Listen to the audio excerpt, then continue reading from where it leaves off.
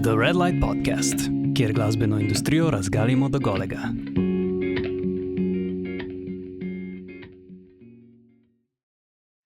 Lepo pozdravljeni, moje ime je Maj Straus, danes pa je z nami v studiu Maša Pavokovič, strokovnjakinja za PR, glasbeni management, booking in organizacija dogodkov, ki je v preteklosti sodelovala več let z Magnificom, Koala Voice in duetom Freekind, sedaj pa prek agencije, katere tudi soustanoviteljica, sodeluje z Majo Kevc, agencija se imenuje Lama.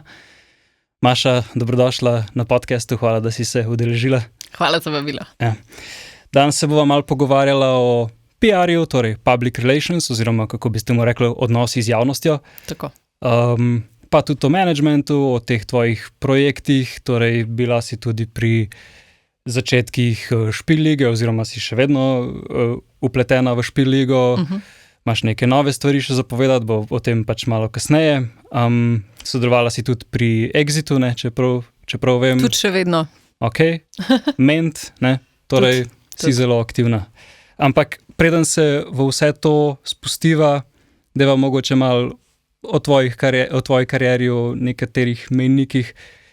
Mene je najprej prva stvar, ki me zanima, ali si ti glasbenica, ali imaš glasbeno izobrazbo?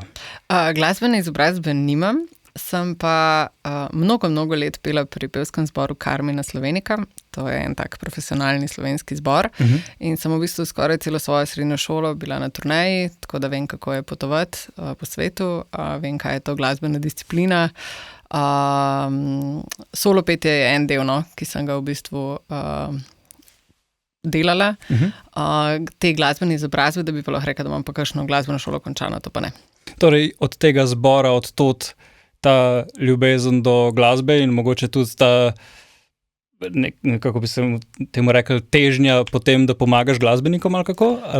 Ja, ne vem, če mogoče na nek način. Zbor bi sicer rekla, da je prinesel nekaj drugega v moje življenje, kakšno disciplino, ampak tudi veliko ene glasbe.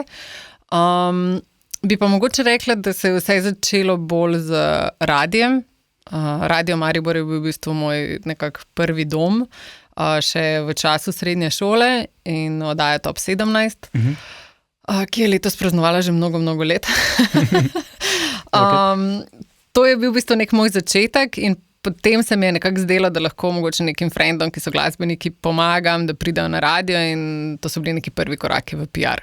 In kdo je bil prvi deležen tvoje pomoči?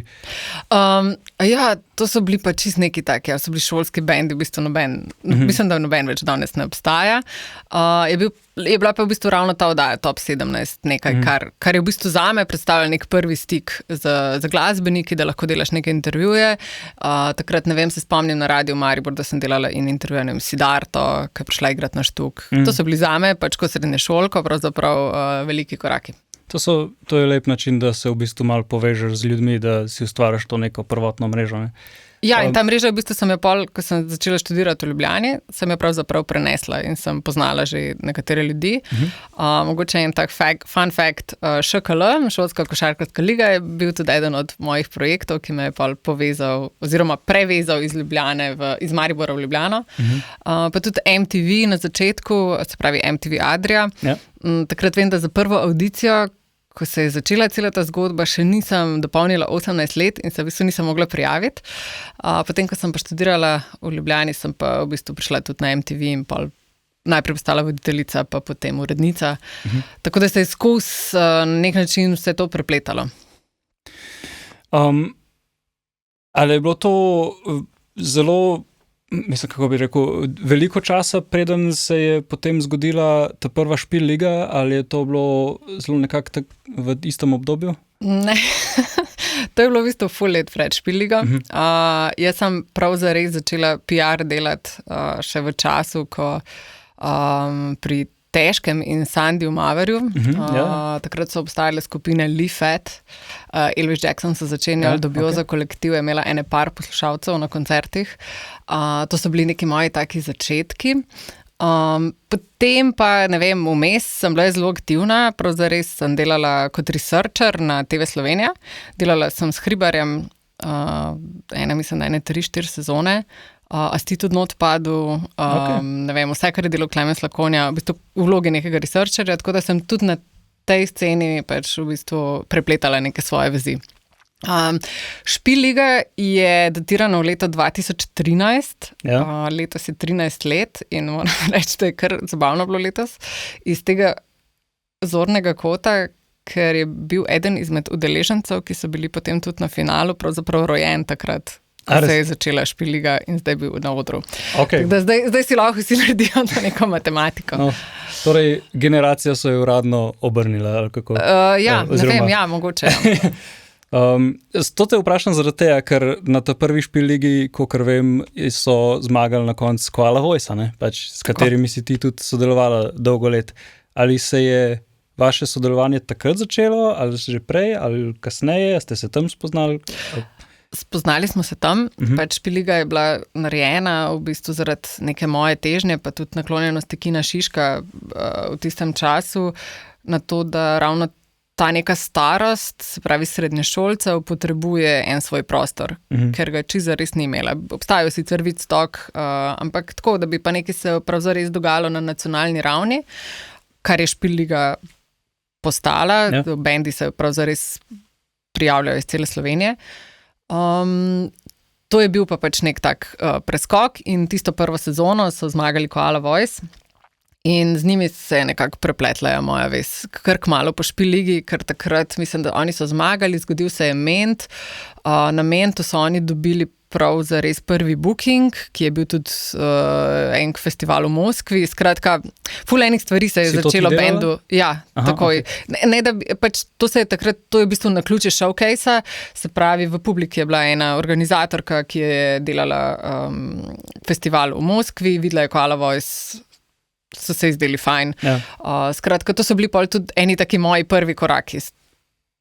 Skupaj z njimi sem se čisto zares učila o tem, kako voditi nek band, kako postati menedžer. Čeprav takrat na začetku moram kar priznati, da mi nisem čisto vedela, kako naj samo sebe poimenujem. PR je bil že takrat nekaj, kar sem že kar obvladala, ker sem do takrat po mojem naredila 3-4 sezone bolj elektronskega PR-ja. Se pravi, delala sem takrat z ekipo, ki je v Slovenijo pripeljala Tiesta, Armina van Burena. Več let sem delala v bistvu za Papajo, to je klub na Zrčah. Takrat je sicer vse izgledalo čisto drugače. Skratka, imela sem že neko kilometrino v medijskem prostoru, management mi je bil pa takrat nekaj čisto novega. Pa sej PR management, te zadeve se kar malo prepleta. Mislim, tako se mogoče kar težko definirati, zares. To bi te tudi v bistvu lahko kar zdaj, če so veliko pri tem vprašal. Jaz se ne bi strinjala, Ok. Razsvetli me, prosim. Bi sicer rekla, da prepletajo vse v sklopu neke glasbene industrije, da so vse pač del music industry, music biznisa kot takega. Je pa vsak zase izredno specifičen in tukaj je ravno ta mogoče slabše razumevanje glasbenega posla, ki prihaja, pa ne zdaj svoje strani kot tega, ampak bolj v smislu, da nam nišče tega ločeno ni nikoli dovolj jasno sprezentiral. Tako kot recimo to deluje v tujini. Pri nas se zares zelo prepleta, zaradi tega, ker nimamo vsakega sektorja enakovredno razvitega. Se pravi, nimamo dovolj dobrega managementa, dovolj dobrega PR-ja, ali pa imamo eno bolj, eno manj. Se pravi, booker ima eno funkcijo. Menedžer ima funkcijo, da povezuje vse akterje skupaj, skrbi je kot na nek način direktor ene firme, če jemljemo glasbenika kot brand. PR so neke komunikacijske aktivnosti, zdaj v nekem tem novem času je zelo, zelo pomemben del tudi nekdo, ki upravlja z social media partom. A to pa še pod marketing ali pod PR? Tukaj se na nek način prepleta, ampak je to posebna oseba. Se pravi, band kot tak nima marketinga, zato v bistvu skrbi management za marketing, ker recimo pod management pridejo sponzorstva. Je management taki nekako skozi kuriranje neke zgodbe artista lahko iz prve roke prepriča nekega sponzorja ali pa prepozna potencial. PR-ovec je tak, ki skrbi za komunikacijo in pol skupaj z managementom naredi to neko zgodbo, ki jo pač podpre. Digital manager bi naj to nekako splasiral na ostala omrežja, ki jih je pač iz dneva v dan več, zato pravim, pač, da v nekem tem širokem svetu, recimo založbe, imajo potem nekoga svojega ali pa... Skratka, je zelo pomemben del. In potem je tukaj še segment bookinga, je pa nekdo, ki upravlja samo z koncertnim delom. Ja. Booking kot tak pa se pol lahko deli, ne? Recimo to smo imeli tudi pri Freekind, imeli smo nekoga, ki je skrbel za booking samo ene države ali pa recimo samo enega teritorija, recimo nemško govorečega, in imeli smo bookerja, ki je povezoval v bistvu cel svet in komuniciral s tem bookerjem v Nemčiji, zato da je management kot tak v bistvu samo nadzoroval in v določeni fazi pošiljal informacije za naprej, ne vem, plata bo naslednje leto, veš, jih opremljal v bistvu za materiali. Tako da to je en tak resen ustroj potem, ki pa še enkrat v Sloveniji se zelo prepleta. No. Meni se tako zdi, ne, ker poznam veliko glasbenikov, ki so, tako bom rekel, recimo, da temu reče še na začetku, a ne, pač so zelo kvalitetni, zelo solidni, zelo dobri ustvarjalci in tako, ampak niso imeli še tistega preboja, ne?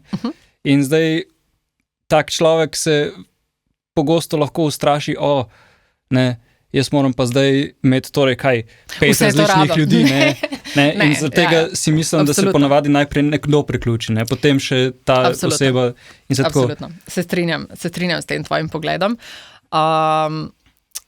Zdaj, ni enkratnega recepta, kdo od teh ljudi, se pravi, je tak, ki ga moraš imeti najprej. Ne. Jaz bi včasih rekla, da je lahko tudi nekdo, ki ti pomaga pri vseh objavah. Je lahko prvi tvoj nek sopotnik. Preden se pogovarjamo o nekem managementu, bookingu in PR-ju. Ne, da skupaj s tabo zgradi prezenco. Zaradi tega, ker eno tendenco imajo ne samo slovenski glasbeniki, ampak ustvarjalci nasploh v zadnjem času, je, da bi vsi vse sami in da vsi vse znajo. Jaz mislim, da vsak od nas je pač v nečem dober. Ne? Jaz nisem dobra v bookingu, ga ne počnem tako, rada najdem sodelavce na tem področju, ker me tudi booking kot tak me ne driva in mi ne prinese nekega osebnega zadovoljstva, medtem ko mi je pa nek storytelling čist nekaj, kar mi zažarijo oči in ful v tem uživam. Ja. Da se vrnem, in v bistvu vsi bi vse sami, malo bi bili PR-ovci, na začetku ampak pol, ko prideš pa v neko profesionalnost, je pa tvoj glavni job delati glasbo. Ja. In to se mi zdi, da je pol tista neka srčika, ki se s časoma kar malo pozabi, zaradi tega, ker si postaneš ujetnik nekega tega sistema, kaj vse rabiš, ne? Rata to full-time job in je 100,000 enih drugih stvari, ki jih moraš upravljati vsak dan. Tako, da nekdo sploh sliši tvojo glasbo. Ne? Tako, ampak jaz bi zmeraj, ko je nekdo na začetku, se mi zdi dragoceno poslušati sebe in v čem najbolj uživaš. In to je tisto, kar moraš zares ohraniti. Lahko da te ta segment, a veš, če recimo imaš band, je lahko nekdo v bandu, ki ga ta del dejansko veseli, pač, in je lahko zelo dober menedžer banda.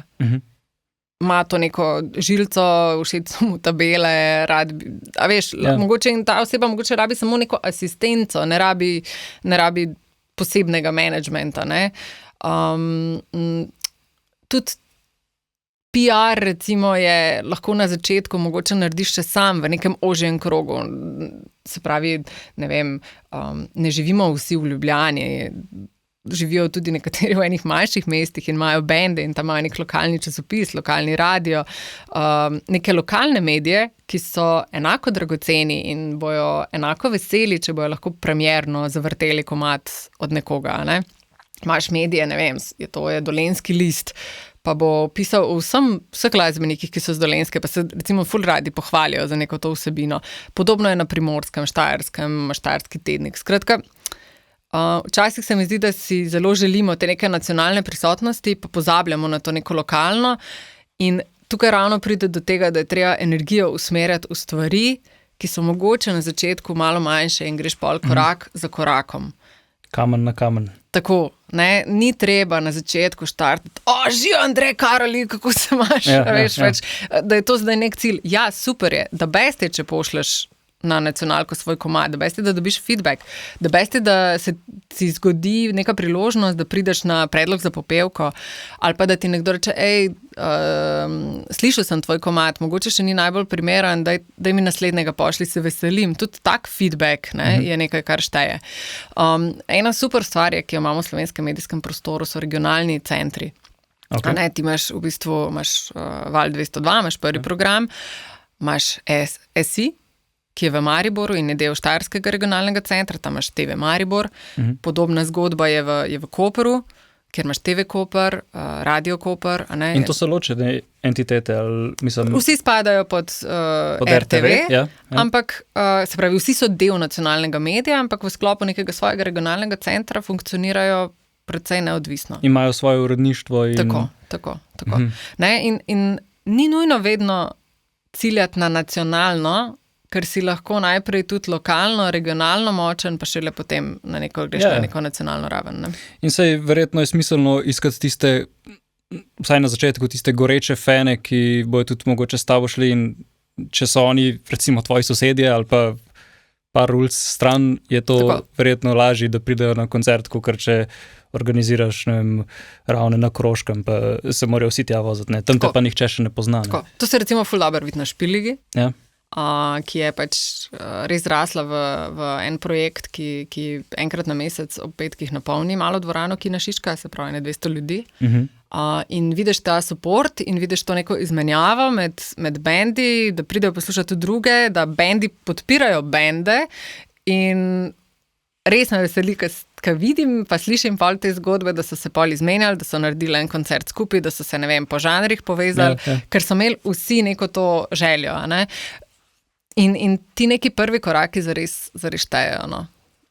Naredijo, mislim, ful so vredni, no, tako, njih treba prehitevati, uživajte v njih, ker se mi zdi, da je to včasih pol ta želja po še, pa po neki prepoznavnosti mogoče prehitra, premočna.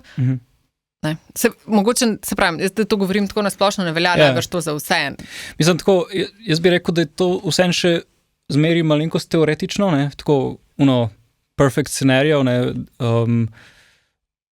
bodi ti, pa tako, ne, mislim, sej to so itak ključne stvari, ne, da imaš v sebi, ampak vsem se mi zdi, da rad bi te vprašal, kaj lahko nekdo, ki je v vlogi menedžerja in ki je samo on pa glasbenik, ona dva sta ekipa, ali pa pač oni kot band, ne, kako lahko ta človek, recimo, a je bolj smiselno, da se on vsega tega loti, ali je smiselno, da recimo, da band usmerja, da se čim bolj začne mrežiti na te različne konce, da jih še nekdo drug opazi, ali kakšen bi bil tukaj, recimo, tako, game plan za nekoga? Ja, odvisno, kakšna je ambicija vsakega posebej in od česa kdo od njih živi. A ne? Vseeno je na koncu dneva treba preživeti, pa treba plačati najemnino, pa z enim koncertom nekje pač najbrž ne moreš, sploh ne v tej fazi, ali pa da si menedžer, ki da vse v nek... Jaz sicer... Jaz vem, da ko si mlad, se da vse in se da ful veliko, in zdaj, ko jaz pogledam nazaj, pač wow, se včasih vprašam, kako sem jaz sploh živela, ampak kar najdeš nek način, ali pa pač nek segment. Malo si bolj fleksibilen, ne? Ja, pač imaš nek drive, pa se znajdeš, no, se imaš še kakšen job zraven, ampak vsi moramo primarno težiti k temu, zato da počnemo pol nekaj profesionalno in da pač od tega živiš. Da se pa vrnem na tvoje vprašanje, se pravi, ti moraš mogoče delo razdeliti kot menedžer, sam ne moraš vsega opraviti, ker to si napisal eno najslabšo obsodbo, pač, da boš zdaj bom jaz PR-ovec, pa zdaj bom jaz booker. Na začetku mogoče nekaj časa, ampak vsaj nekoga iz benda, iz zasedbe rabaš, da ti priskoči na pomoč. Mogoče tukaj pol, če vsi res verjamejo, če res vidijo nek potencial, se splača investirati, ali je to mogoče res nek PR support, ali nek social media support. Mogoče vsaj začasno, ne? Tako, za mogoče nek projekt, veš, imaš nek single, v katerega verjameš, imaš nek prvenec, v katerega verjameš, že isto tako, kot sem riskiral in plačal za studio, moram najti še enega sodelavca na tem področju. Nekoga, ki ne vem, ali razume advertisinga. Veš, ti se moraš vprašati v bistvu, kako bom jaz zdaj dobil denar. Ja. Ne? To je nek menedžerski kako bom jaz to zdaj pripeljal na naslednjo stopnjo. Kaj si želimo na tej stopnji? Jaz mislim, da prva stvar, ki pa je tudi zelo pomembna, ne, je, da se odkrito pogovarjaš. Kaj so želje in pričakovanja? Tukaj v štartu se mi zdi, da se zgodi veliko napak, ker so pričakovanja različna. Ne? Recimo do tebe, ki se odločiš, da boš pač menedžer, zdaj on pričakuje, ne? Arti zdaj čaka, kaj boš zdaj ti naredil. Ne, ne ti pa češ, jaz lahko, fair game, jaz lahko na teden odmerim 3 ure mojega časa za tvoj projekt, ker vmes moram hoditi v službo. Razen če si ti pripravljena vzeti kredit in pa če ne rabim hoditi v službo in pol jaz lahko opravljam in funkcijo PR-ja in lahko kličem na radijske postaje, zato da se začneš... In sem full-time manager. In sem full-time manager, ne? A veš, tukaj se mi zdi, da je tudi to, da imamo itak ta nek kompleks, da smo people pleasers, pa da moraš ustrezati, pa da zdaj moraš čim lepš priti ven iz te situacije. Ne, pač treba jasno postaviti meje. Jaz lahko naredim to v tem pa tem času, to mi uspe in zato si želim tak odstotek, ko bo pač prišel nek denar, a ne? Ja. Ker pač na koncu najemnino je treba plačati. Torej, menedžer, če se zdaj malo do tega dotakneva, ker si lih omenila odstotek, a ne? Menedžer načeloma vzame odstotek nekih prihodkov, ki jih ustvari posel, ki ga je on zrihtal. On zrihtal oziroma lahko celote, pač, oziroma ne vem, odvisno od pogodbe, ne? In dogovora, ali kako? Tako pa odvisno je tudi, koliko je menedžer vpleten. A ne, menedžer je lahko vpleten v merchandise, se pravi, da ima legitimno pravico do tega, da si vzame procent od merchandise, lahko si vzame pa od celotnega dohodka, kar se recimo meni zdi, glede na to, da si dnevno vpleten v nek job, to je fair game, ne, pač si vzameš tako kot, ne vem, imaš še pol založbo, res je odvisno od situacije do situacije, kakšna je ta pogača, no, in kako se deli, ampak ja, pač ne vem, mogoče menedžer dela booking, se pravi, si bo vzel zdaj 20% od bookinga, pa ne bo pač, temu se reče double dipping, ne bo pol zdaj iz tega istega zaslužka še enkrat vzel za management. Ne, veš, to so pač pravila igre, ki se jih pol definira s pogodbo, ki je ena taka lepa stvar, ki nas obvaruje, ki nas ne... ki pač, s katero postavimo pravila igre. In vedno jo lahko spremeniš. In vedno jo lahko spremeniš in lahko se spogajaš tako in spoznaš tudi svojega sogovornika na drugi strani, kakšen je, skozi neko usklajevanje pogodbe, to se velikokrat zgodi. Ja. Je pa tle pač res važna ta neka percepcija, da pogodba ni nič slabega. Pogodba je zato tukaj, da te varuje in da določiš pravila igre in predvsem, kaj se zgodi, ko se več ne strinjamo v eni stvari. Predvsem to je v glasbi, je na začetku vedno ena taka ljubezen, pa ker vsi res vse delamo res srcem in se pol navežeš in se prepleta tvoje zasebno življenje s tem in je težko pač potegniti to neko ločnico, tukaj je zdaj biznis, tukaj je pač nek rojstni dan, ne? Osebni ali pa ne, neka ta zgodba in zato so ti pogovori težki, ampak jih pa moramo dati čez. Seveda, ampak meni se vsem zdi rahlo paradoksalno, ne, ker menedžer recimo vzame odstotek prihodkov. Recimo booking agent ali pa booking manager vzame odstotek od zaslužka od nastopa, od koncerta. Zdaj recimo marketing ali pa PR pa verjetno so bolj plačani honorarno po projektih. In zdaj predstavljaj si, da si ti ena oseba mislim, da ti upravljaš vse te stvari, ne?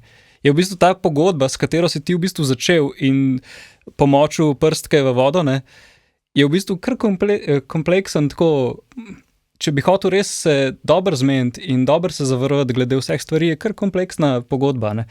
Veliko bolj enostavno je recimo podpisati sam pogodbo samo za eno stvar, ne. V bistvu jo podpišeš za delo z izvajalcem, ne? To delo je pač lahko dinamično in se vmes spreminja. Vsaka pogodba, ki se jo pač podpiše, se tudi definira njen čas in neka možnost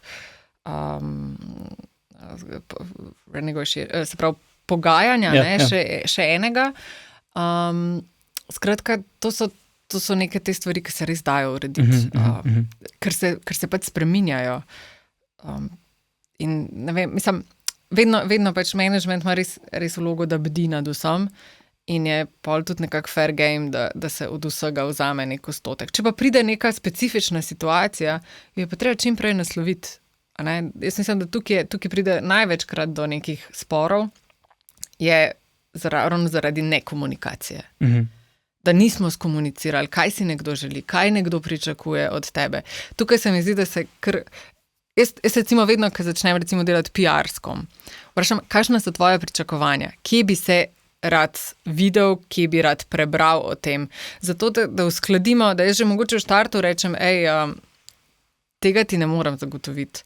Lahko ti zagotovimo to, lahko ti zagotovimo mogoče eno televizijsko pojavnost, lahko ti, da čim prej postavimo neka pravila igre, oziroma pač, da si povemo, jaz to znam, da tukaj ti mogoče res lahko nekaj garantiram, več kot to, pa bo super, da se bo zgodilo, ker pač, ne vem, jaz lahko dam tudi na test, ne vem, en komad ga lahko pošljem, rečem, ok, tukaj je nek feedback, ne.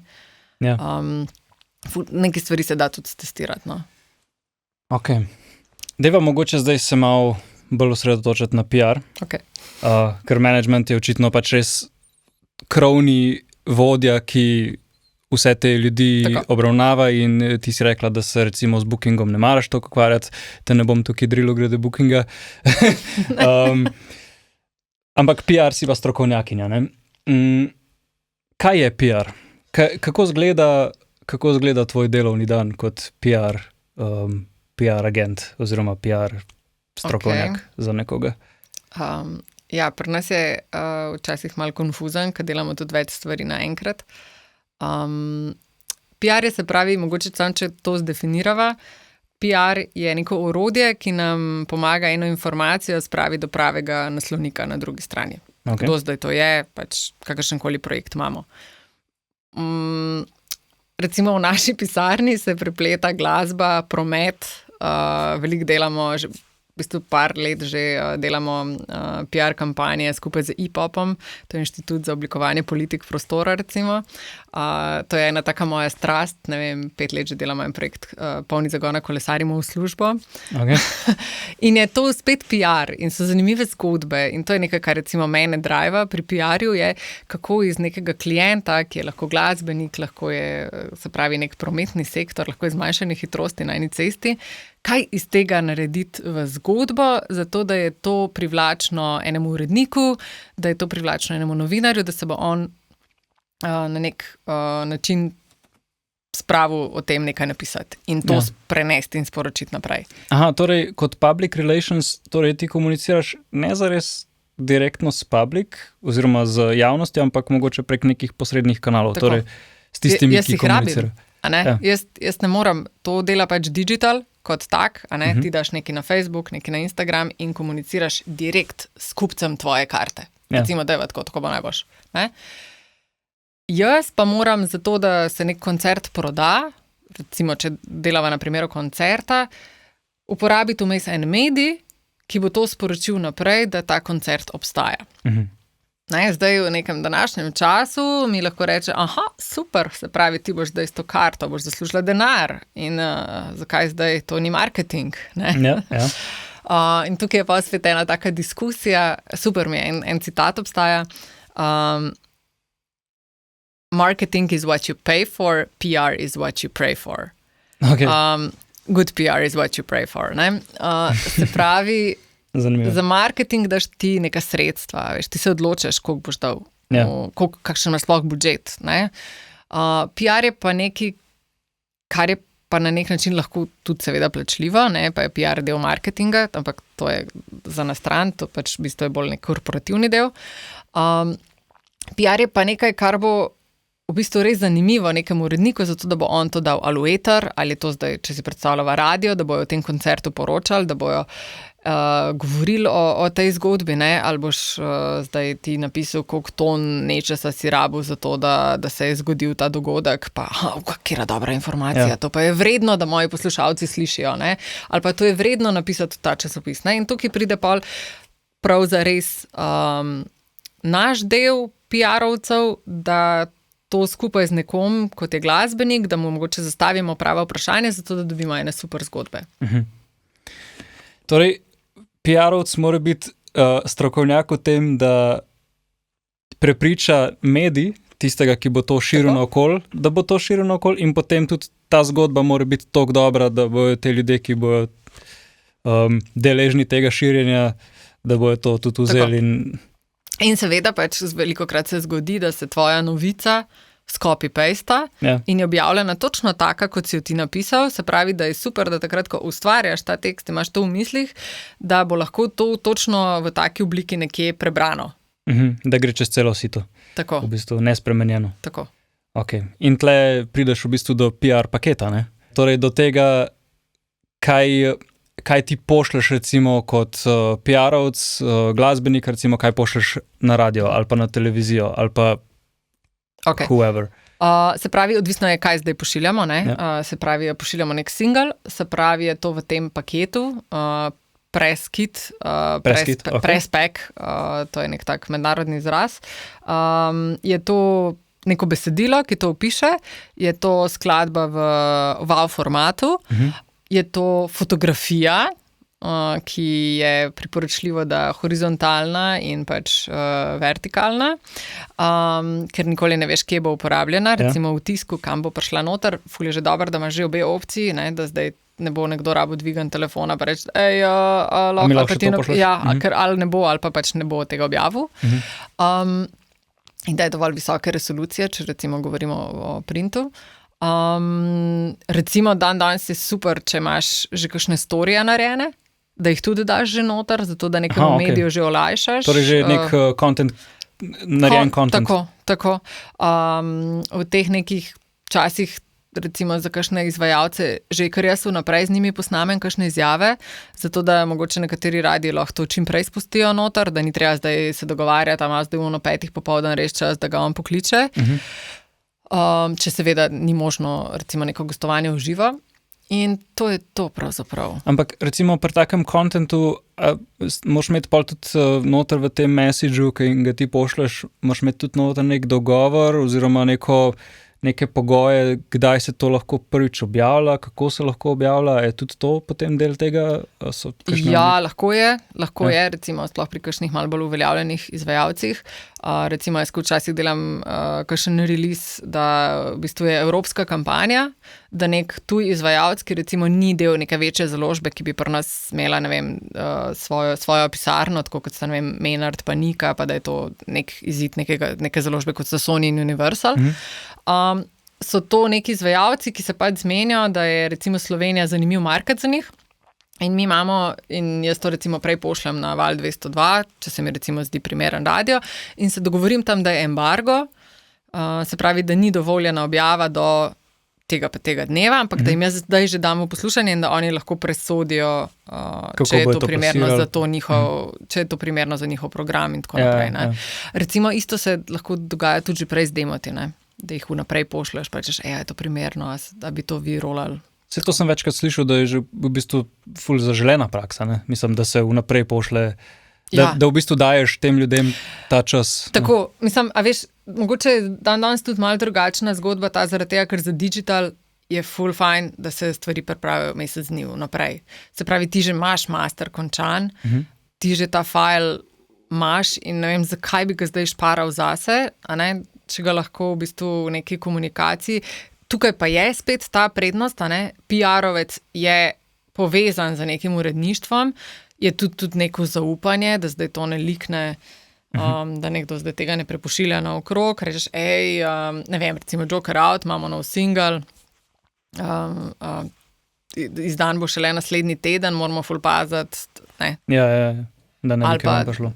Ja, recimo, ne.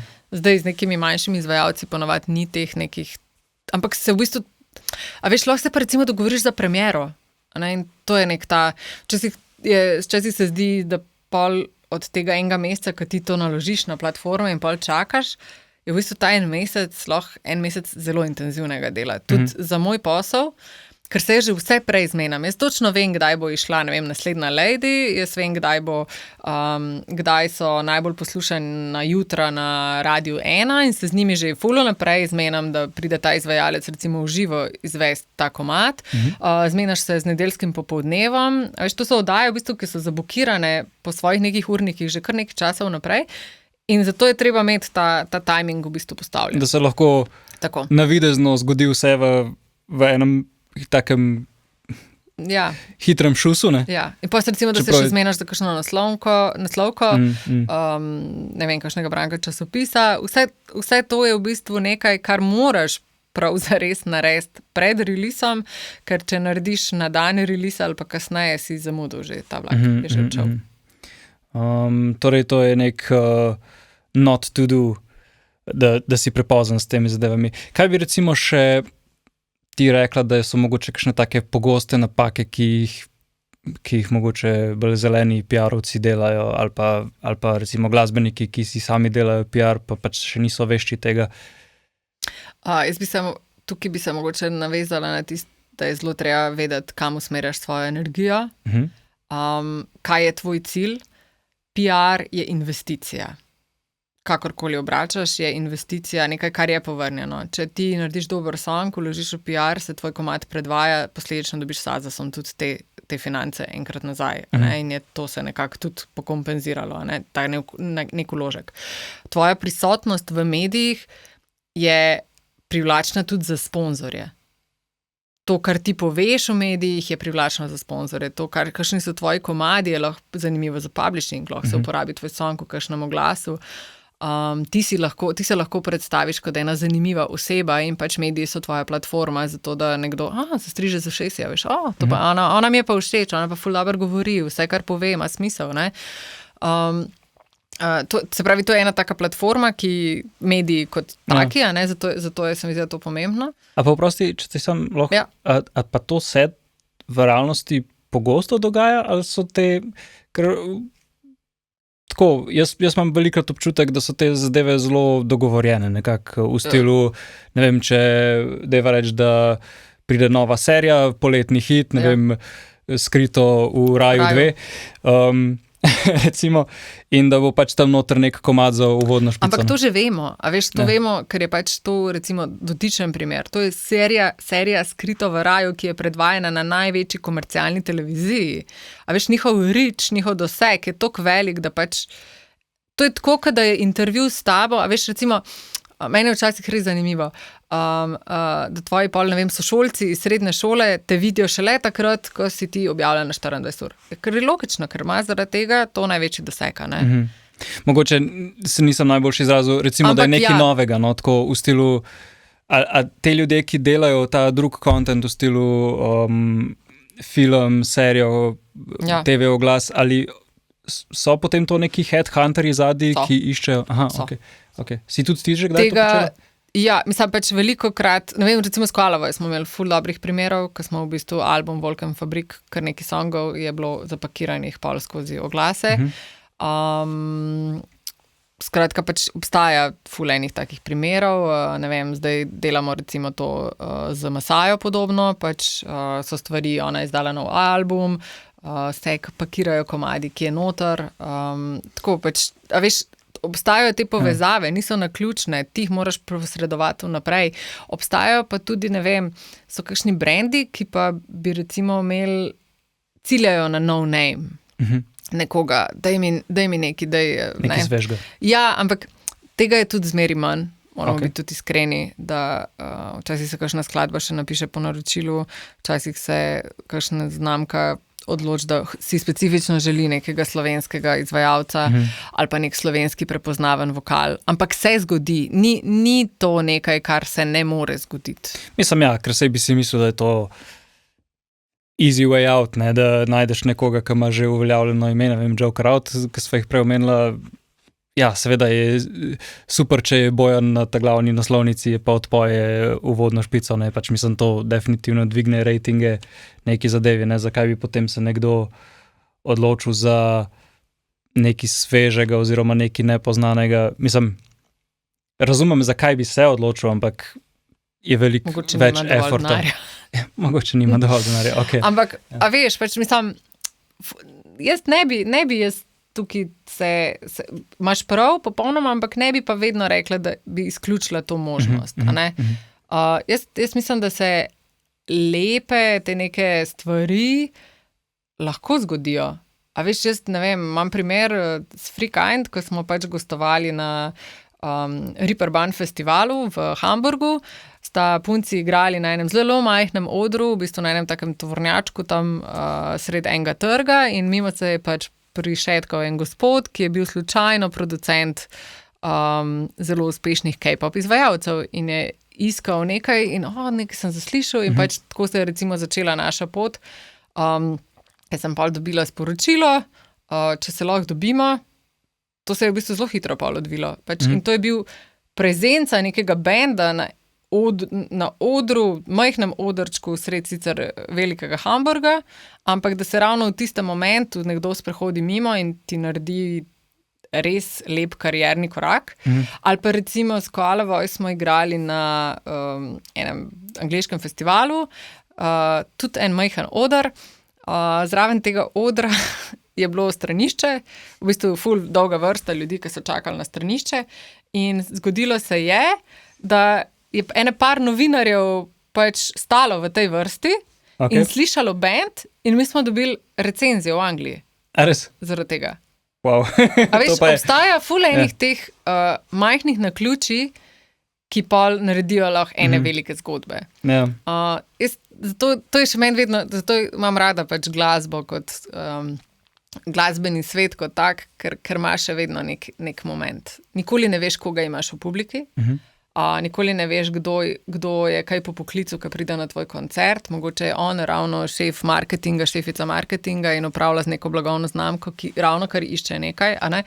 Pač so neke stvari, lahko pa pač si tudi rečeš, lahko pa na svoj prvi koncert, na predstavitev mojega prvenca, povabim nekatere te ljudi, da se izogneš tem naključjem, ampak jih že vzameš neko to svojo usodo v roke, a ne? No, pa tudi glasba je že sama po sebi tako metafizična, ne? Za vsakega se nekaj najde, ne? Tako da... Nekoga očara jutranji koncert na nacionalki, nekoga, veš, pač nekaj te vedno lahko potegne. Lahko se pa strinjava, da je naključje stvar, da si na čim več različnih pravih mestih, pa čim boljš pripravljen na ta naključja. Tako, pa da imaš dobre sodelavce, ki znajo neka ta naključja prepoznati in da to potem peljejo na naslednjo raven, ne? Ker lahko pa, da so te neke dobre priložnosti enostavno izpuščene in spregledane. Tudi to se je že mnogokrat zgodilo. Pa si ti recimo kot PR-ovc potem kot PR-ovka, potem si konstantno pripravljena recimo na neke take, kakor malo naključne stvari, a imate recimo ne vem, z nekim XY bandom, ne rabi biti zdaj nek dotičen band, ampak a imate tako, kakor v predalu spravljenih par teh nekih zgodb, ki jih lahko vržete ven, če se slučajno nekaj zgodi? Ne, to v tem smislu, da zdaj pač ful hitro odreagiraš. Zato je to tudi en delovnik, ki pač je fleksibilen, ker nikoli ne veš, kaj se zgodi, lahko tudi, da nekdo pobere neko izjavo iz kakšne stvari, ki je bila objavljena na socialsih in pol iz tega naredi eno zgodbo, pa moraš potem delati krizni PR.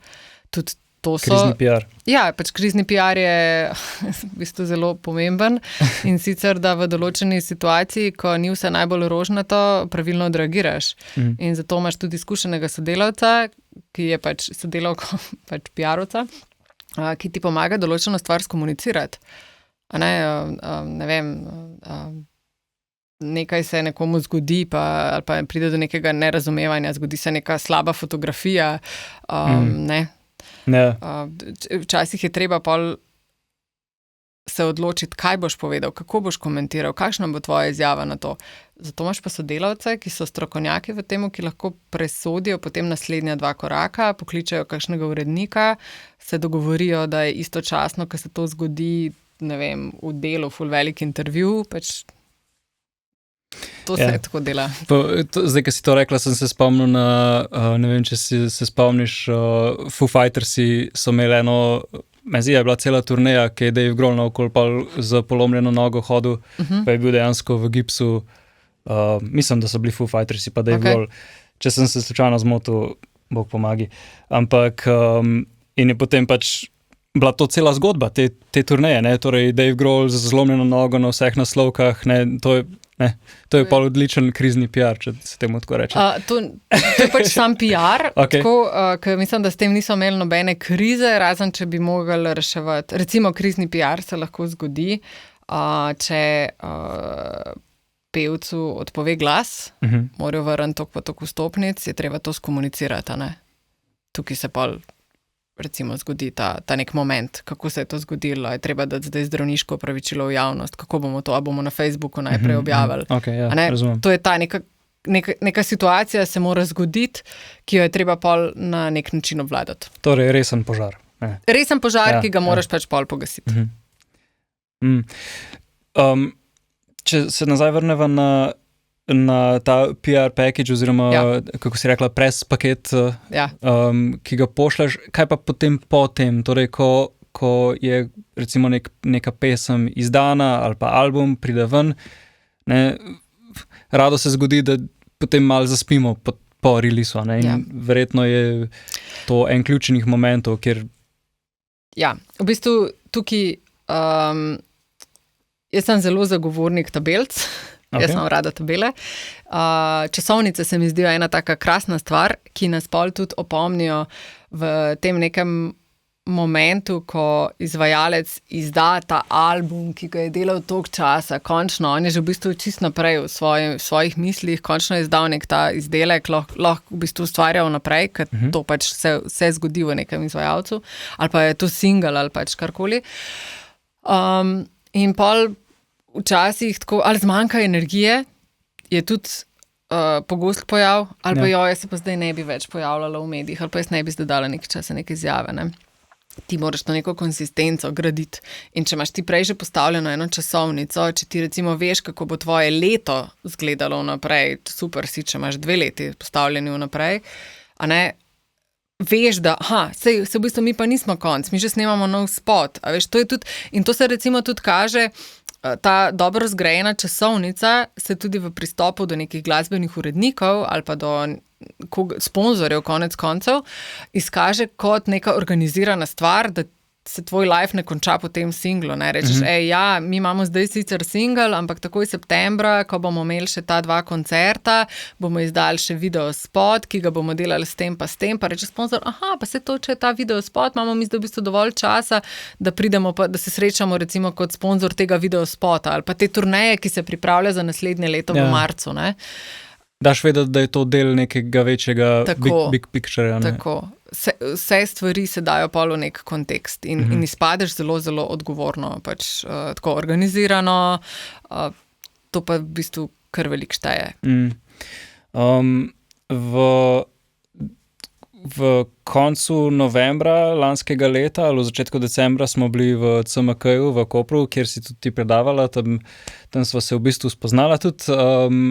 In tam se mi zdi, da si rekla, da je smiselno ne pošiljati v stilu spray and pray, ne, torej PR, da ne pošiljaš tega zdaj maila z torej waveom pa fotografijo kar vsem možnim radijam, ampak da se pač dotično izbiraš. Kako bi recimo svetovala, da se odločiš, komu poslati, na kakšen način, ali prirejaš potem vsako sporočilo posebej, kako se teh stvari lotevaš?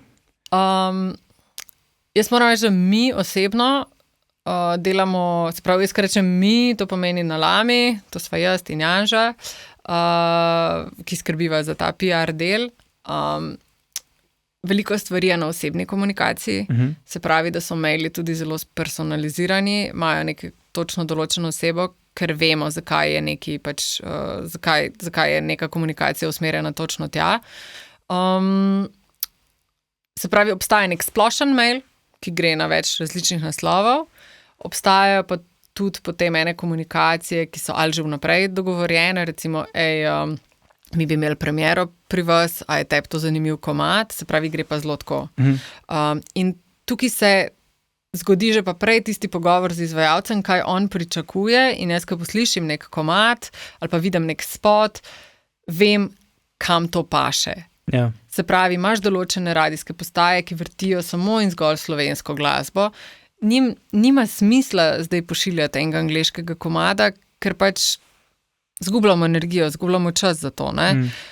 Če pa jaz recimo presodam, da bi pa mogoče lahko tega urednika vseeno, zato ker ima pa eno rubriko novosti, pa da mogoče ta komad ne bo prišel zdaj v neko redno rotacijo, ima pa potencial, da pride mogoče, da se predstavi ali pa da imajo na spletni strani zavihek novice, pa mogoče ima smisel, da ga nagovorimo. Ali pa recimo, prej sem omenjala recimo te Dolenjski list, vemo, da je nek mlad band ali pa nek mlad izvajalec Dolenjske, vem, da bo to urednika poklicalo.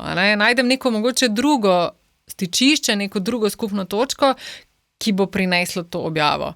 Ali se zdaj pogovarjamo, ne vem, mogoče je to izvajalka, ki je ki poudarja ženstvenost, pa ne vem, kako težko je življenje mame ali pa ženske, ali pa ne vem, tako. Ok, zakaj ne bi zdaj to, veš, mogoče pa se bo kakšna urednica s tem poistovetila, ali pa obstaja neka revija, ki pač nagovarja ta segment žensk, pa bo njihove bralke se počutile povezane z neko glasbenico. Včasih se pravim, lahko najdeš pot do tega, še na kakšen drug način. In da se vrnem zdaj še k temu pač preskitu, ki ga pač pošiljaš. Včasih ga je dobro pač kar poslati, ampak treba je narediti tako, poklicati pol recimo radijske postaje, živijo, ste dobili ta mail.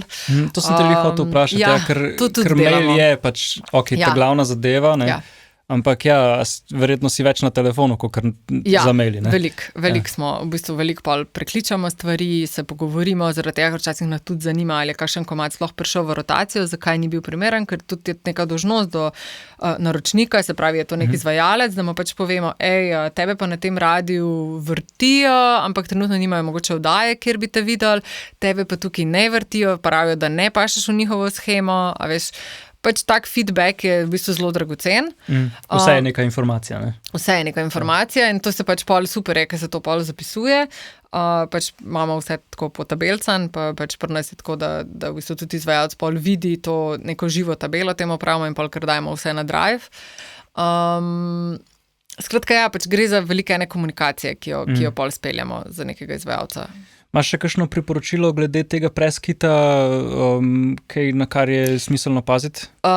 Še to bi mogoče. Če se kontaktirajo recimo neki uredniki, neki novinarji posebej, včasih je dobro navezati stik, mogoče je dobro tudi kaj od tega novinarja prebrati, da mogoče vidiš, kakšen žanr ga recimo nagovarja. Lahko je on piše za čist nek dnevni časopis, ampak je po duši metalc in bo se s tabo povezal, pa se jih bom spravil nekako noter. A veš, kjer je želja, je pot, in jo bo najdel tudi novinar. Če boš ti za nekim pravim pristopom, za nekim prvim stavkom, ki ne bo generičen, a veš, se ti tudi dobiš nek mail, pa rabiš tisti nek prvi stavek, da te v bistvu prepriča, pa da bereš naprej, pa mogoče pa res ali najdeš nekega sodelavca ali pa sodelavka, ki mu to se naprej predane.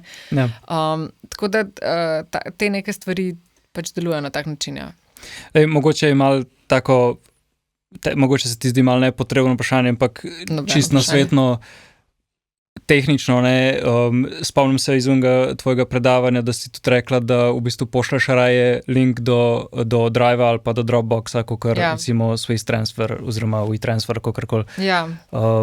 Zaradi tega, ker nekdo v bistvu WeTransfer ima recimo zdaj ravno to, da pač zgine po 3 dneh, če nisi zdaj nek naročnik, da zdaj ne vlagaš v to, tako, nekateri bodo to odprli čez 2 tedna, pa ta link ne bo delal in enostavno pač je večja možnost, da bo nekdo to samo zbrisal in pozabil, da je kadarkoli dobil ta mail. Nisem dobil vsega noter, vseh teh nekih stvari, čau. Pač, this is how it works.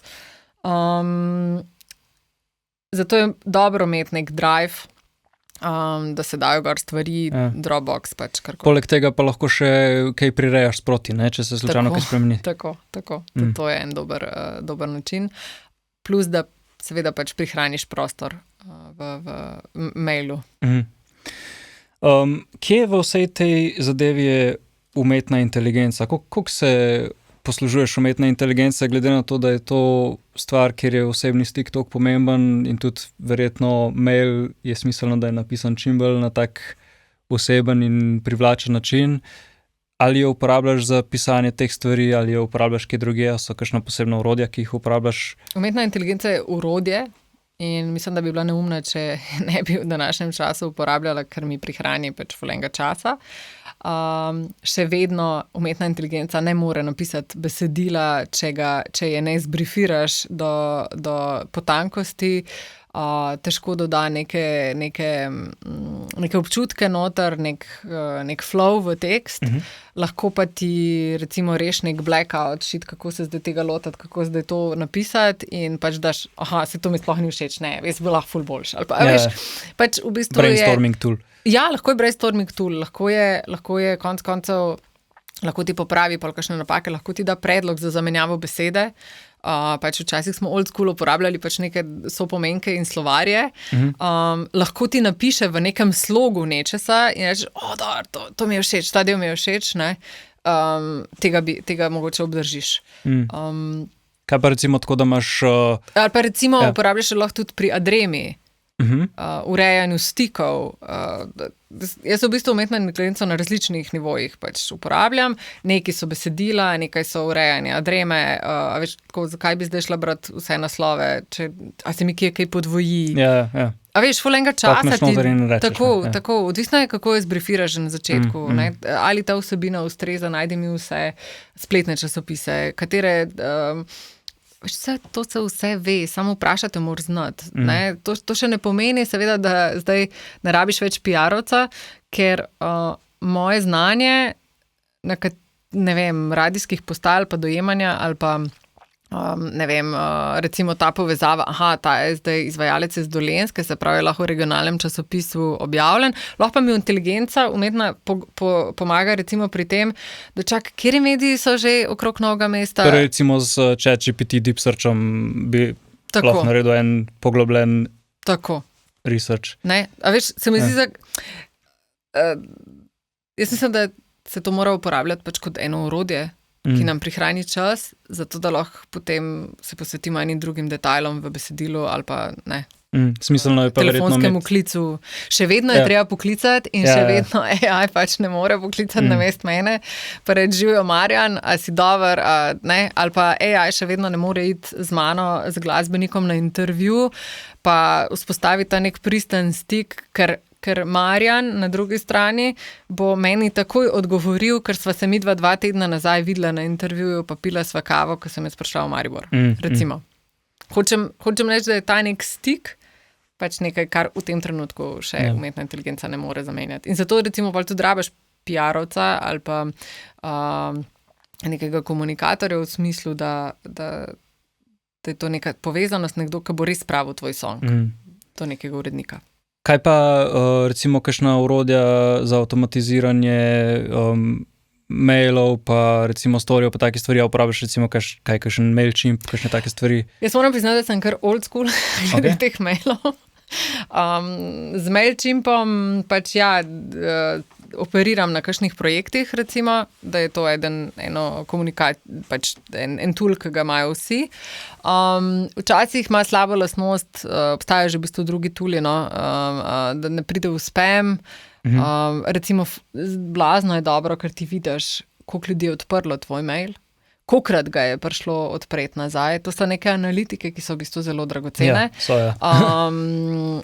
Recimo, sploh, ko pošiljaš skladbe, po neki adremi vidiš točno, katero uredništvo jih je odprlo, kdo jih sploh ni odprl, a veš, kako me treba poslati še enkrat. Tako.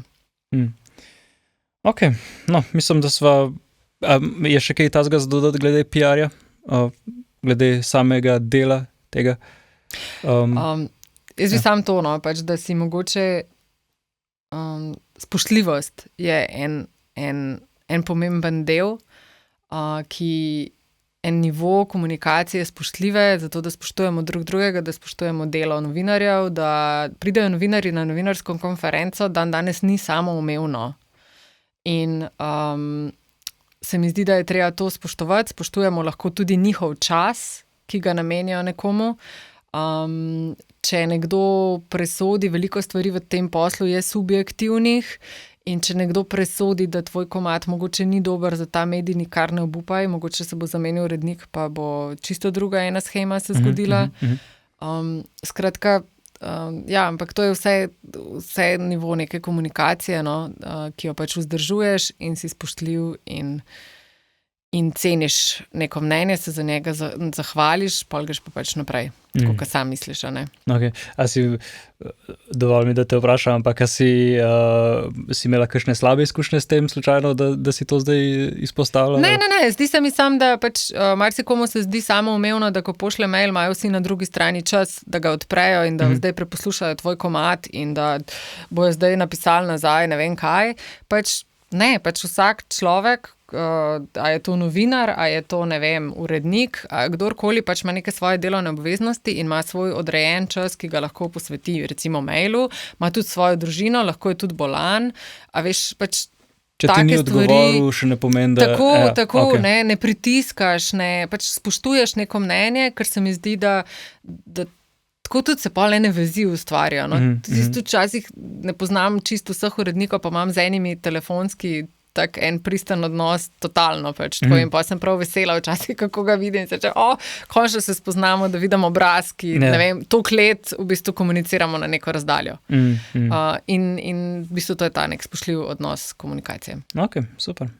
V uvodu sem povedal, da se ukvarjaš z raznimi dodatnimi projekti. Zdaj imaš priložnost, da o tem malo poveš. Imel sem v mislu recimo Cik-Cak koncerte, kaj še, Dada Disco. To so v bistvu...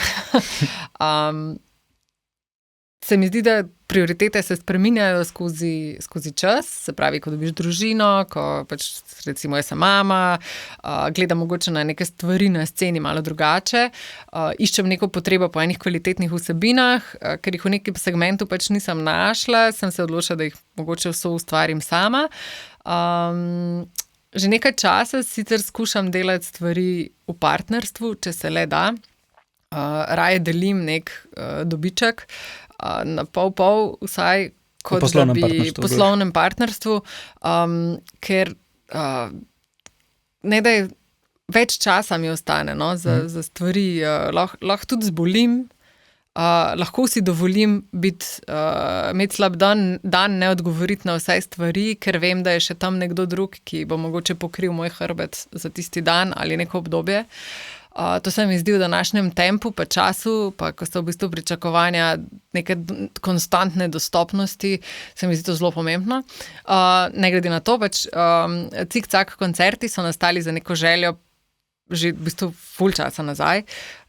V času korone se mi je zdelo, da so morali vsi glasbeniki razlagati, da oni niso sami, da imajo oni neko ekipo za njimi, da, ne vem, še Paul McCartney je mogel razlagati, zakaj je on dobil neko pomoč finančno, zato ker ima on ekipo, ki stoji, ne vem, za njim, ki pač dejansko živi od njegove glasbe in njegovega ustvarjanja, pač so to njegovi sodelavci. Podobno je razlagala recimo Severina. Se pravi, ljudje vidijo samo neko persono na odru in to je to. Če ne bomo začeli sami vzgajati mladostnikov, otrok in jim povedati, da je glasbena scena nekaj, kar te lahko radosti, nekaj, kar ti daje denar, od katerega lahko živiš, ker glasbenik ni nujno, da je reven, to imamo neko percepcijo v glavi, da pač to tako je, je treba ljudi izobraziti in izobraziš jih tako, da jim pač to predstaviš. In Cik-Cak koncerti so nastali z namenom, da je to neka otroška matineja, kjer se jim predstavi na začetku glasbeni biznis oziroma predstavi se jim oblikovalec zvoka, oblikovalka luči, mogoče bomo s tem navdušali koga za ta poklic, in potem ena zasedba odigra 40 minut svojega koncerta, kar je recimo osnovnošolcem popolnoma primerno. In grejo za eno tako polno izkušnjo domov. In v kakšnem meri se to dogaja? To se dogaja v sodelovanju s Kinom Šiška. Kino Šiška je tukaj v tem, smo šli skupaj v partnerstvo, tudi oni so prepoznali pač to neko željo. To je v bistvu osnovnošolci so en segment populacije, ki se jo redko nagovarja z neko glasbeno tako usmerjeno vsebino, pa da je tudi na nekem nivoju.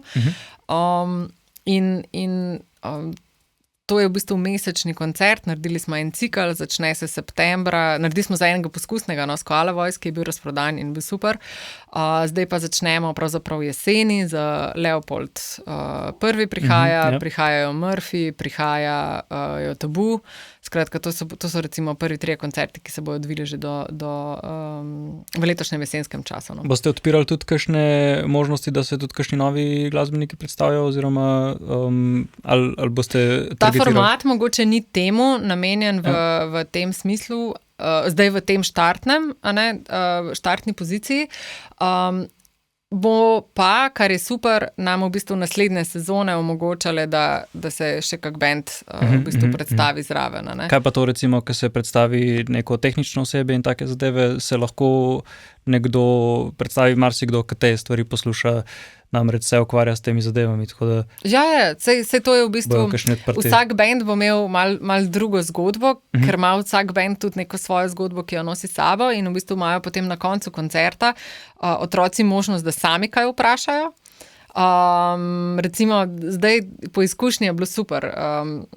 Nastavili smo skupaj luči, odkrili so, kaj je to strobo, odkrili so, da lahko, ne vem, luči plešejo, odkrili smo, kaj je to delay na mikrofonu in pa so recimo med samim koncertom mulci dejansko postali pozorni na te stvari. Recimo, povedali smo jim, da je v dvorani 82 luči in to smo jim povedali za nalašč, zato če bi komu postalo vmes dolgčas, da jih lahko greš štet, in eni so jim, pač so jih šli štet. Še en pomemben segment je, starši se imajo super in ko se imajo starši super, prenesejo to energijo na svoje otroke in se imajo otroci naenkrat super na enem koncertu, za katerega so šli čez cel proces. Se pravi, doma smo se pogovarjali o tem nekem izvajalcu, kupili smo karto za to, se pravi, smo podprli neko njegovo delo, potem smo ugotovili, da on v bistvu sploh na odru ni sam, ampak da je ful enih ljudi potrebnih za to, da se zgodi en koncert. Na koncu so še vprašali ene čisto take spontane stvari in so odšli domov, po 1 uri, polni ene izkušnje. In to je v bistvu pol nek cilj in temu se reče pol vzgoja nove publike, taka, terenska. Mislim, jaz to vidim pri svojih, se pravi, jaz imam 8 let staro deklico, ki je skozi sicer ob meni, ampak jo je to dejansko zelo posrkalo vase, tam luči, wow, in zdaj posod opaža te stvari, ker jim je nekdo to povedal. In potem se izognemo čez čas takim nevednim izjavam, zakaj pa rabiš ti pomoč, ko se zgodi ena taka katastrofa, pa moramo pa razlagati, kako funkcionira glasbena industrija. Ker smo si pravzaprav mi, ki delamo v glasbeni industriji, sami krivi, da je to, ker si nikoli nismo vzeli časa tega razložiti. Ja. Se nam zdi, da pač si želimo nekega profesionalizma, ampak v to nismo čisto zares vložili dovolj energije. Pač še zmeraj rabimo ABC. Ja, neko glasbeno industrijsko opismenjevanje. Kaj pa je Dada Disco? Dada Disco je pa tudi ena zgodba, ki se je začela že kar nekaj let nazaj z Vesno. Sva v bistvu 2 mami. Vesna je nekoč živela v Londonu, hodila je na baby rave, kjer je pač kot nekdanja raverka oziroma pač baby poslušalka. Poslušalka v bistvu elektronske glasbe, oba s partnerjem sta bila pač na tem navdušena in to je zabava, ki se na primerni jakosti za nič otroške glasbe odvija ob dopoldanskih urah ali pa recimo popoldanskih. Se pravi, mi smo to poimenovali sicer, da je to party za starše, kjer otrokom ni dolgčas. Vrti se glasba, se pravi, zdaj recimo je rolala Raketa, tehno recimo, jakost je primerna, otroci imajo vmes veliko enih točk, ki so, ne vem, lahko rišejo z neon flomastri, lahko sami ustvarjajo neke DJ momente. Skratka, gre spet za neko glasbeno zvrst, neki žanr, ki ga približaš eni starostni skupini, in s tem spet zanimiraš starše, ki to prenesejo na podmladeka. In spet vidiš neko širino, odpreš neko obzorje in nič narobe, če nekomu to ni všeč, je tudi to eno odločitev, to mi pa ni všeč. Mi je dal vsaj nekdo priložnost, da se odločam, ali mi je to všeč, ali mi pa to ni všeč. Super. Kje se pa to dogaja? Mislim, tudi Dada Disco se zdaj zaenkrat dogaja v Kino Šiška. Projekt bo verjetno jeseni zaživel tudi v Zagrebu. Veliko ti projekti so mi v bistvu postali precej ljubi, zato ker sem ugotovila, da vlagam vase, v svoje projekte in da pol so te neke iskrice v očeh otrok pa staršev, so take res iskrene. No? Pač delaš nekaj za družbo in mogoče nekdo res potem postane malo boljši poslušalec, kot je bil prej. Ali pa bolj izobražen, ali pa tudi, pač mogoče sam bolj uživa v nekih stvarih, ali pa jih opaz, ki jih prej ni. Super. To je, mislim, zdi se mi res taka zelo plemenita zadeva, no? Tako da v bistvu, da še za otroke in starše pač nekaj ponudite, to res nisem še slišal za kaj tazga. No? Dejva sam še malo o tvoji oziroma o vajni Lami, ne? Torej, ti si Maša, ona je Lana, ja, in skupaj sta Lama. Kakšne imate kaj, koliko ste vi velika agencija? Nisem uspel najti nič kaj dosti informacij na spletu, če veš, kaj mislim. Ja, vem, kaj misliš. Kako že Kovačeva kobila je zmeraj bosa, ampak bomo tudi to popravile.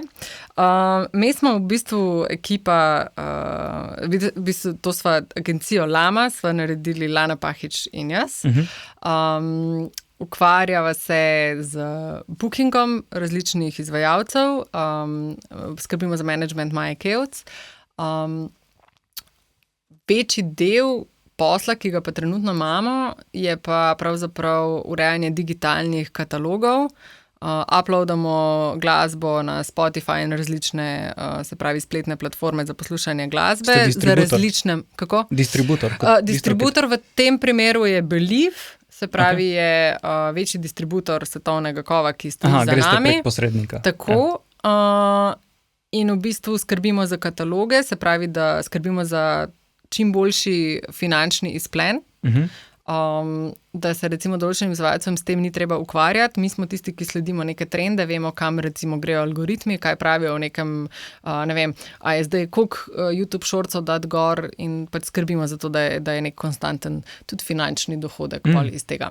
Okay. Razlika je mogoče tudi še ta, no, z ostalimi distributerji, kot je recimo DistroKid, da pri nas je resnična oseba na drugi strani, ne pogovarjaš se z računalnikom, ko pride do težave. Sem že bil tam, ja, kar naporna konverzacija. No, se tudi pri nas je včasih kaj zatakne, ampak pač večino stvari se da rešiti zelo tako skozi mail, s komunikacijo, no, in se pol kar hitro skristalizirajo. Ne vem, lani smo delali koncert z Lamo, recimo koncert Macy Gray, letos smo delali šov Saše Velurja, Saše Velur v Cankarjevem domu, v Galosovi dvorani. Neki plani so za naprej. Skratka, projekti nam prihajajo. Ja, to sem hotel vprašati, ker si rekla, z Majo Kevc sodelujete, kar je super, ampak imate še več varovancov oziroma boste iskali še nove varovance glede tega? Zdaj trenutno nekako ne širimo spektra varovancev kot takih. Mislim, da bomo imeli z Majo ful veliko enih lepih projektov. Okay. In se zelo veselimo te zgodbe. Včasih je tudi, se mi zdi, da zelo pogumno in vrlina, da rečeš kdaj ne, ker s tem pač lahko zrasteš pa nekje druge. Ne rabiš vedno pač vzeti ful stvari. Ja. No pa sej, kakor si naštela, se ukvarjaš že z dovolj stvarmi, tako da... Ja, mislim, ni nam dolg čas. No, pomemben del ekipe je pa tudi Janža. Janža je pa pravzaprav moja desna roka pri PR-ju. In tudi še pri vseh ostalih stvarih, ki jih potem potrebujemo na Lami. Tako da pač ja, girl power. Ok, super.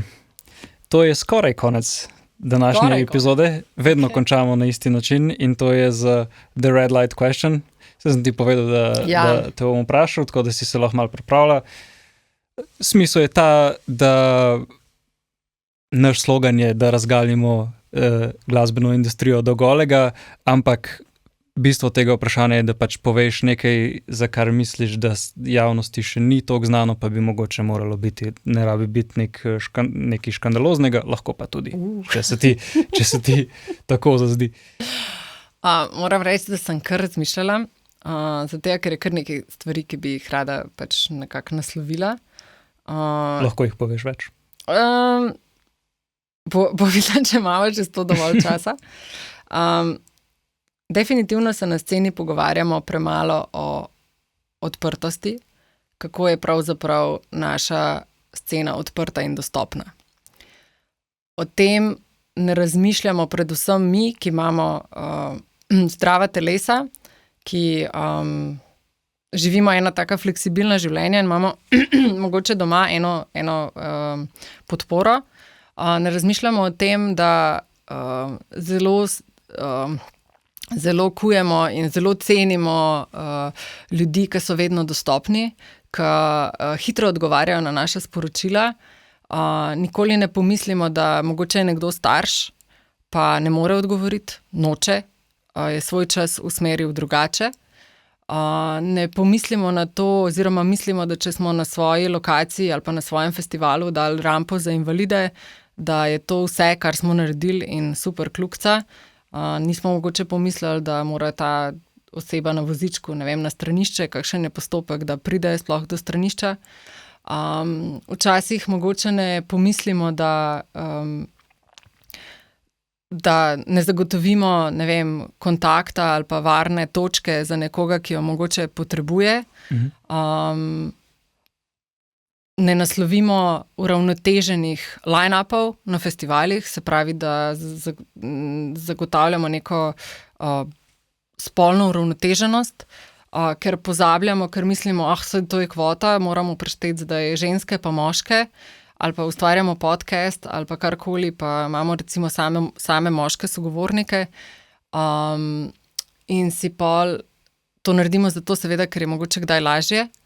Pozabimo mogoče na to, da s tem, ko spolno uravnotežimo en line-up, ne poskrbimo za številke, ampak poskrbimo za pestrost, da so odločevalci v določenih segmentih, ki odločajo recimo o podeljevanju denarja na glasbeni sceni, večinoma moški, da je zelo malo komisij, ki so uravnotežene in da so tudi ženske vpletene v zgodbo. Pozabljamo na queer skupine, pozabljamo na to, da je mogoče nekdo, ne vem, na določenih zdravilih, pa da ne more v določenem času odreagirati pa pravočasno priti na neko lokacijo. Pozabljamo na to, da ne živimo vsi v velikih mestih in da mogoče, da pridemo na neko predavanje, ki ga organizira nek klub študentov, vsi nimajo enake dostopnosti, prevoza ali pa celo na koncu finančnih sredstev, da si lahko nekaj privoščijo od tega. In to se mi zdi, da je zelo potrebno nasloviti, da se moramo pogovarjati o dostopnosti stvari in da moramo v veliko pogledih stopiti ven iz svoje cone udobja in reči, ok, počnem eno stvar, a je moja stvar, karkoli že počnem, festival, karkoli, dostopna res vsem. Velikokrat ni, zato nismo sami krivi, zato je v bistvu krivo samo razmišljanje, da nikoli ne razmišljamo v tej neki širši smeri. In če se bomo o teh stvarih začeli pogovarjati na glas, bomo potem tudi razmišljali o tem.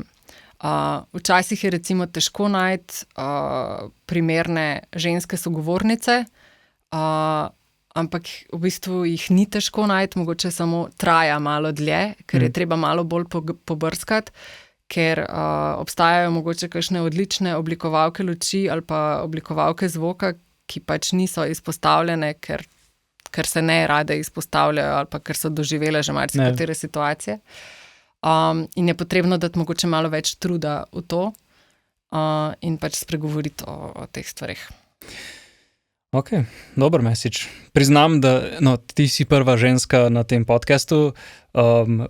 Upam, da boš imel uravnoteženo sezono. Ja, mislim, ni bilo to by design, ne, pač tako se pač zgodi, da so pač taki gosti, da smo take goste izbirali, pač ne zaradi tega, ker bi bili moški ali pa ne, ampak mi je bilo pa rečeno od moje boljše polovice, da pismo, da je že kakšno žensko povab, ne, pa saj je bil že plan, da se povab, tako da je tudi še naprej v prihodnosti splanirano, da bomo imeli še Se pravi, da boš imel uravnoteženo sezono. Ja, bomo se potrudili. Ja. Mislim, a veš, jaz tega ne govorim, pač jaz tudi si želim to živeti in to na nek način tudi izvajati. Na mojih delavnicah je vedno zagotovo eno mesto, ki je prosto za brezplačno prijavo. Pač kdo ga zapolni prvi, ga pač zapolni, ampak sem dala recimo to možnost. Kak job sem tudi nehala, se pravi, s kakšnim naročnikom sem se tudi razšla, ker mi pač ni ustrezal, ne vem, njihov način razmišljanja. In se mi zdi, da moramo nehati ustrezati neprestano, ker samo na tak način bomo naredili spremembe. Ok, mislim, da je to odličen zaključek za to epizodo. Maša, hvala ti, da si se oglasila pri nas, hvala za tvoj čas. Pa evo, vsak mu dam roko, ko se zaključi. Hvala. Tako da, evo, to je to. Mi se pa poslušamo naslednjič, ne? Zdaj v poletju bomo še kakšno epizodo objavili, ampak lahko pričakujete malenkost manj objavljanja, kar je seveda logično, ker imamo vsi dopuste, ampak se slišimo naslednjič. Hvala lepa.